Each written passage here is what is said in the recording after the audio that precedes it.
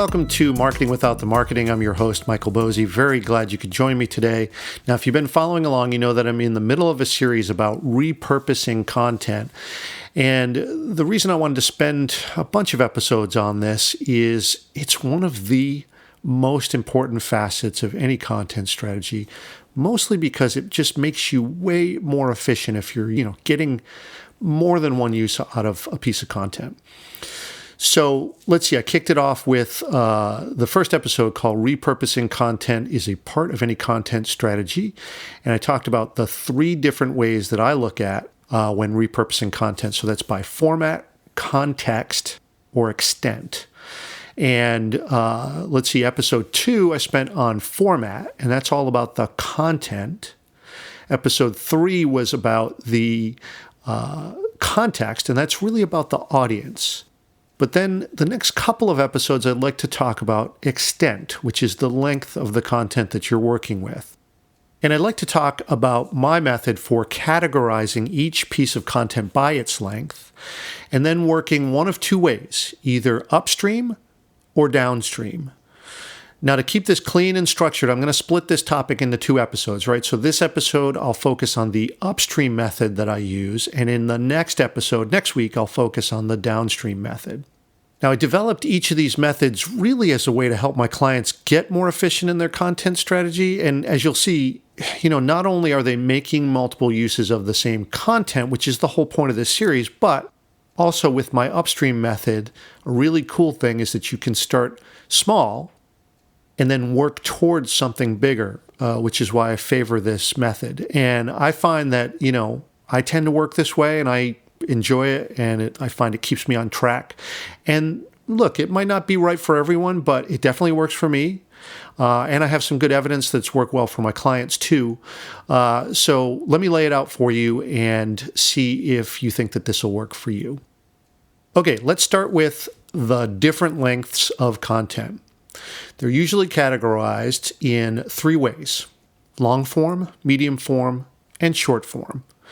And here are some quick examples of that. So for instance, long form content might be a book, a research report, or think of like a blog series. It's not an exact way to look at it, but let's say it's anything more than a few thousand words. Now, medium form content, that's more, think ebooks, white papers, blog posts, YouTube videos. And, whether it's a blog post or a script for a video, I tend to think of these as anywhere between a few hundred words and a few thousand. And lastly, there's short form content, which is social media posts, things you might post in a forum, email newsletters, if they're not too long, press releases that tend to be 1 page or less. So think anywhere really from, 140 characters to 140 words. It's not exactly that, but you get the idea. Short pieces of content. Now, for some of my clients, we'll never do long form content, right? It's not in the plan at all. And so it might be that, we never do a book, a research report, nothing more than blog posts, podcast episodes, short videos. And look, that's completely okay. You don't need to write a book to make an impact with content. It can be a great strategy for some people, but it could be a terrible strategy for others. And only you can decide if having a substantive piece of content like a book will help you or not. And for some of my clients, short form content is not really that important, right? So I have some folks who I work with who are not really interested in doing social media. And that means that they might do the very bare minimum for social, or here's the thing, none at all. And it's not normally what I recommend, but again, if that's what works for someone and they can reach an audience via email or publishing books or ebooks regularly, who am I to say that they need to be on social, right? But as a rule, it's not a bad idea to have a balance of all 3 types of content. Okay, so let's talk about how to make these 3 types of content work together, and then let's focus on the upstream method. Now, my upstream method usually starts with the blog as a primary instrument, but with the idea that we're going to use that blog to create something bigger. So here's how that works.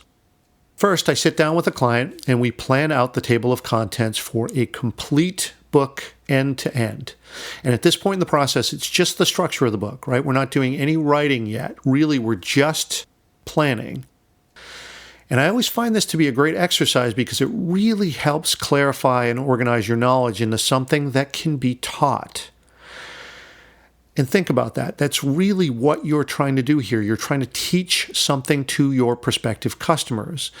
And these days, the sales process, it really is more of a teaching process than it is a selling process, right? You have to build up trust with your audience by teaching them what you know. And I should note that you really can't hold back here, right? If you think that you should reserve or restrict some of your knowledge because you think, well, look, that's what people are going to be purchasing from you, right? That's not the way that things work now. There are so many people in your sector who also have a lot of knowledge. And the new rules are the person who shares the most is going to win the most. Those are the rules. And here's why, right? If you hold back and say, okay, now you have to pay for my knowledge. I'm going to stop there, and from now on, you got to pay. I'm not giving this away for free anymore. Well, look, what's to stop someone now from just going to find that knowledge somewhere else? Nothing, right? The internet has everything you could need, and no matter how good or knowledgeable you are, people can find more good content somewhere else. And sure, you might think, oh, well, it's not as good as mine. It's not as good as what I know. And you might even be right, but it's not about you. It's what the customer wants to know. Often they don't need the best solution, right? They just need something to solve their problem. And if someone else steps in and is ready to do that for free, you got a problem. Now, the only way to stand out then is to become the trusted source on a particular topic, right? And here's the crazy thing. The things that people will actually pay for are twofold.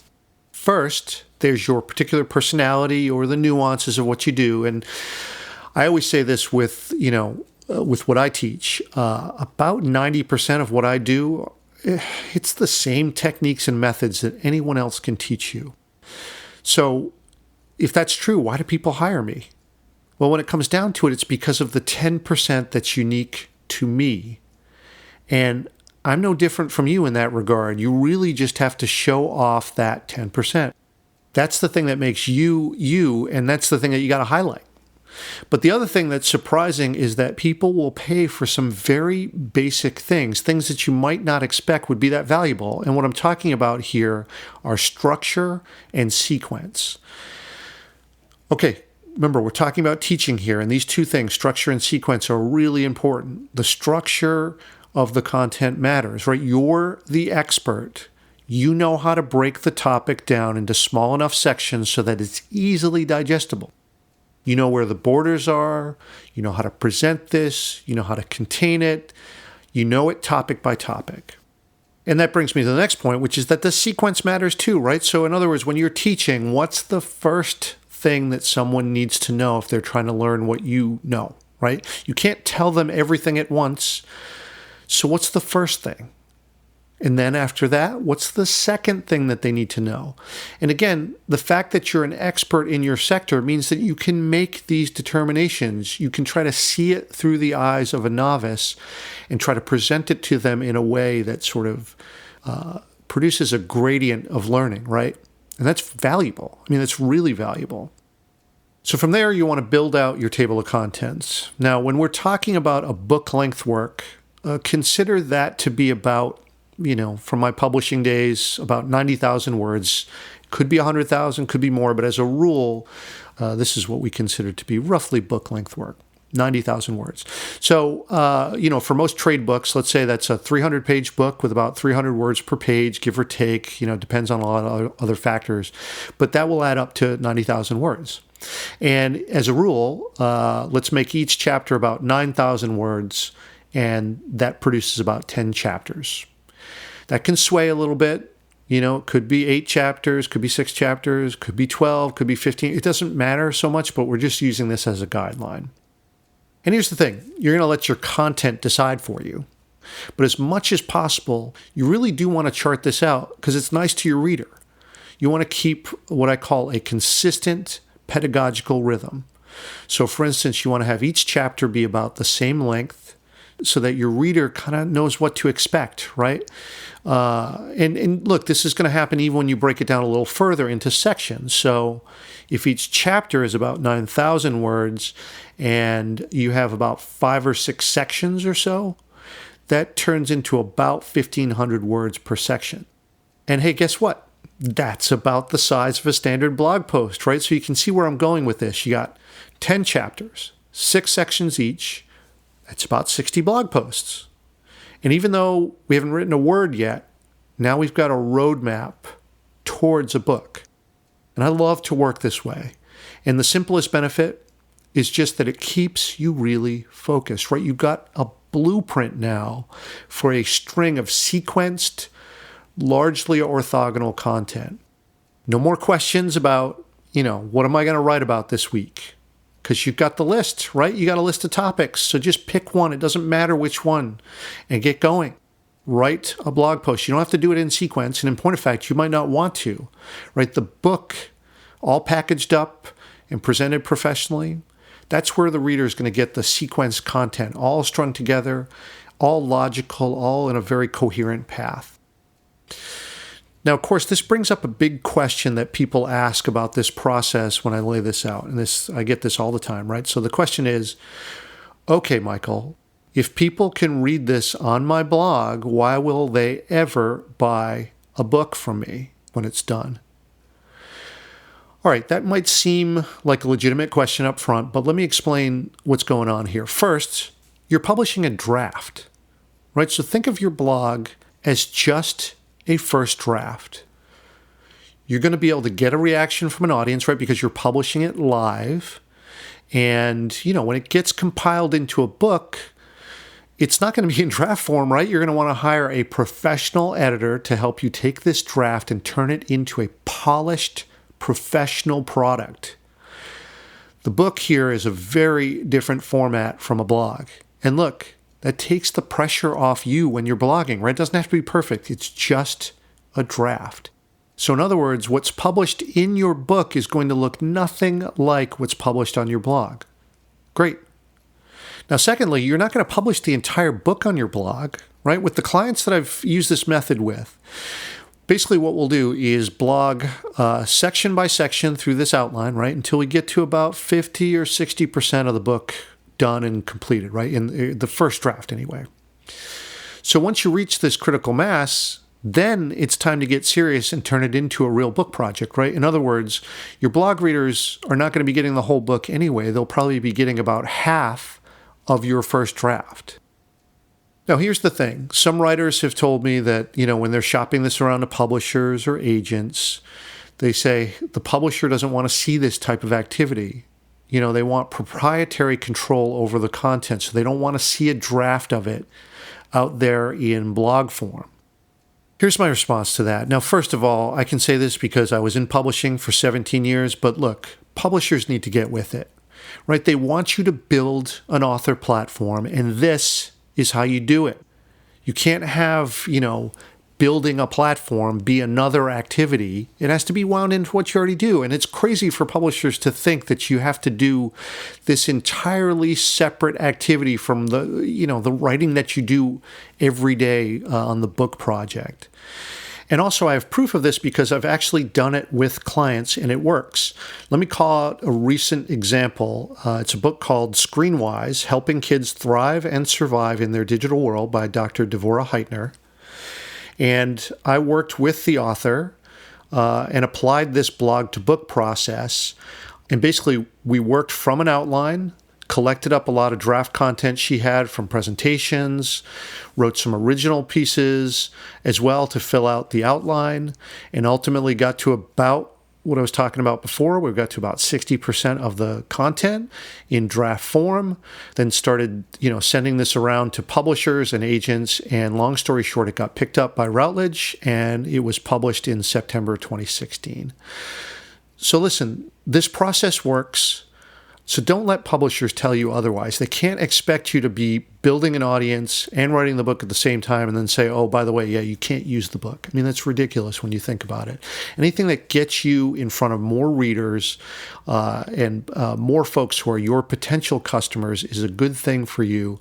And any partner like a publisher or anyone else should really not discourage this type of activity. It's just ridiculous to me. All right, so I think you can understand my upstream method here, right? You chart out your plan, build the table of contents, and then start filling it in with content. You publish it little by little in blog form. Use it to interact with your audience, right? Use it to establish trust and affinity. And look, before you know it, you'll have a workable first draft. Now, let's talk time frame. If you publish a blog every week, about 1,500 words or so, after 30 weeks or so, you're going to be halfway towards your goal of 90,000 words. So if you think about that, every week or so, that's about 8 months of sustained weekly work, and you got half a draft done. Awesome. And look, in my 17 years in publishing, working with authors, the very beginning of any book project was absolutely daunting for the authors, for the editors, for everyone involved, including their families, right? How can you finish a project of 90,000 words or more, right? How can you even conceive of that when you start? Well, look, it starts like anything else, one step at a time, and then you go step by step through the process. And that right here, in a nutshell, is what I like about this method. Yes, you get a book out of it at the end of it, but you're also out there interacting with an audience and developing the trust of that audience while you do it. And I can't think of a better way to achieve these two goals at the same time. That right there is smart content strategy. All right, so that's going upstream. And of course, you can apply this to other things. And in particular, one thing I've been fascinated with is using this same method to create online courses. And I've been working on this over the past couple years on my own online course, which is called Create Biz. But I've also been getting a bunch more clients who want to use my method to do the same thing. And that's going to be the topic of not the next episode, but the one after that. I want to dive deeper into this because there's more, there are nuances to producing the course that are different than producing a book. And I really want to share that with you. So please subscribe to be notified about that when I publish it. But first, next week's episode, I got to cover going the opposite direction, which is downstream. So going from larger pieces of content to smaller pieces. And this is equally as important. And again, right, to be running a sound content strategy, you always want to be repurposing content one direction or the other, upstream or downstream. All right, so before I wrap up, let's hear from you about what you've been doing. Have you done something similar in the past, with the blog to book process? Or if not, does this inspire you to finally get that book project going? That would be really cool if it does. And look, please reach out if you need some help thinking through this or whatever. It's one of the most fun things for me to do in content strategy because to me, it's like this big puzzle, right? You roll your sleeves up and you really dig into the content, how to present it in a teachable manner. It's really fun stuff and efficient. I'm always saying that content strategy makes you more efficient if you do it right. And we as small business owners, we're busy. And that 1-to-1 ratio of activity to output, that's not going to cut it for us, right? And look, I know that's the way you roll because it's the way I roll too. So, okay, I'll stop there and I'll say thank you for listening as always. We'll see you next week and we'll dig into downstream. Looking forward to it.